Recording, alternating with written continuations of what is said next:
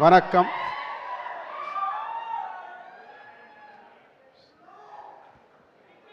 So Pradeep గారిని చూసాం love today దగ్గర నుంచి.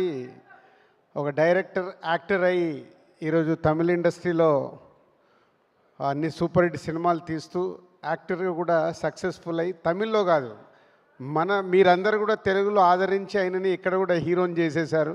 So thanks for audience. ఎందుకంటే ఇప్పుడు తను చెప్పినప్పుడు లవ్ టుడే చూసినప్పుడు నాకు అనిపించింది ఇది తెలుగు ఆడియన్స్ కూడా నచ్చుతుంది అని. అప్పుడే వాళ్ళని ఇమీడియట్గా డబ్బింగ్ చేయమంటే చేశారు. మీరు అప్పుడు సక్సెస్ చేశారు. So journey is a very good journey for Pradeep. And director నాందా రౌడీ అంటే ఒక డిఫరెంట్ కాన్సెప్ట్ స్క్రిప్ట్లు తీసుకుంటూ చేస్తాడు. అంత స్ట్రెంత్ ఉన్న కాన్సెప్ట్ సినిమాల్ని వర్కౌట్ చేస్తుంటాడు. అలాగే ఈరోజు ఈ ఎల్ఐకే అని ఒక డిఫరెంట్ సోషల్ మీడియా, ఇవాళంతా మీ అందరి చేతిలో సెల్ ఫోనే కనిపిస్తుంది, వేరేదేం లేదు. అందరి ఇలా ఫొటోస్ వీడియోస్ తీయడానికి. So we are in every. ఇప్పుడు మనము సెల్ ఫోన్లోనే ఉంటున్నాము. దాంట్లో యాప్ కాన్సెప్ట్ 2040లో ఎలా ఉండబోతుంది లవ్ గురించి అంటే డిఫరెంట్ ఇప్పుడు మేము చూసుకుంటూ వచ్చాము. అభినందన, మైనే ప్యారికే నుంచి లవ్ స్టోరీలు చూసుకుంటూ వచ్చాము.